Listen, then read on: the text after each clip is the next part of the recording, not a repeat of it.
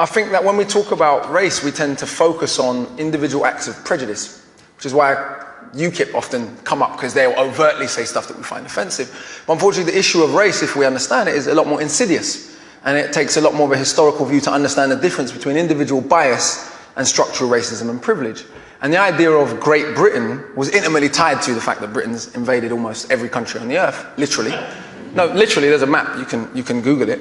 And so the idea of our greatness was intimately tied to this idea of empire, which was intimately tied to what Rudyard Kipling calls the white man's burden, to go and civilize all these stupid brown folks that have been writing and having civilizations for thousands of years. But let's forget all of that. And so if we fast forward to today, when we talk about structural racism in Britain, do we have the same institutional disparities in rates of imprisonment that they have in America? Yes, absolutely we do. Do we have the same disparities in terms of who's dying in police custody? Yes, indeed we do. In 2011, we were told we loved Libyans so much we wanted to bomb democracy into them.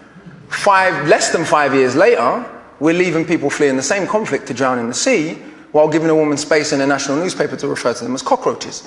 And when you refer to humans as cockroaches, that is a mandate for murder. Let's be clear about that. The moment human beings become non-human, that is a mandate for murder, and there's a long historical parallel of that. Today, Germany, the country that bombed this country, in our grandparents' lifetimes, so theoretically the grandchildren of Nazis can get in and out of England easier than the grandchildren of people from the Commonwealth who fought against the Nazis. And where do they come from? When we talk about immigrants, do we mean people from Australia and New Zealand? Didn't Boris Johnson go to Australia and say, hey, we're culturally the same? Was he talking about the Aborigines when he said that? We call them expats. Right. White people have such a different way of classifying themselves that white immigrants are expats and non-white immigrants are immigrants. So when we say immigrants, if we go to border control, we can go there, Yarlswood, and we go and look at who's there. It's not a bunch of white people from New Zealand. So we have structural forms of privilege and bias that are much more insidious and much more difficult to overcome. The reaction to Africans and Asians coming here post-World War II, to rebuild the country after the Queen's German cousins bombed it, the reaction to them was one of general hatred.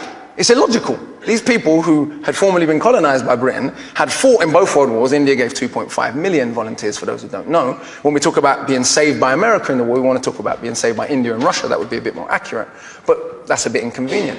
But the reaction to those people and their descendants has been one that is about structural bias and privilege. The greatest metaphor for this might be Canary Wharf and Tower Hamlets. Sure. If you look at that predominantly Bengali community that has to look at Canary Wharf every day, how many of those people work in Canary Wharf other than to clean toilets? I only got into that through grime. So the first thing, I'm listening to grime records and they're all rapping about E14. Yeah. And I'm going, where's that? And I'm like, Canary Wharf? Yeah, they're definitely not rapping about Canary Wharf. I suppose what I'm saying is not about saying that there's bias and bigotry everywhere in the world. The country my grandparents come from, it's pretty much generally accepted that they don't like gay people.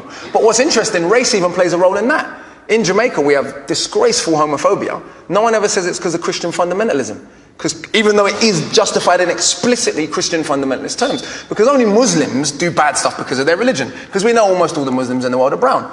Whereas when a German wings pilot crashes and kills 150 people deliberately, or the man in Norway killed nearly 90 people. I was in Australia when that happened. This is how uniform the agreement is that white people will be portrayed differently. The Australian media referred to Andres Breivik as having terrorist-like tactics. Yeah. I mean, to think about that. Yeah. This guy killed almost 100 people, and he's just almost a terrorist. And he'd written a crazy thing about Muslims. No, it's very clear. I mean, he was a terrorist by any standard. The idea that white is right isn't just a European idea. It's an idea that has had insidious implications, because no matter what, the 700 people that were left to drown off the coast of the Mediterranean, were they white human beings, they wouldn't have been left to drown. And they certainly wouldn't be called cockroaches. Well,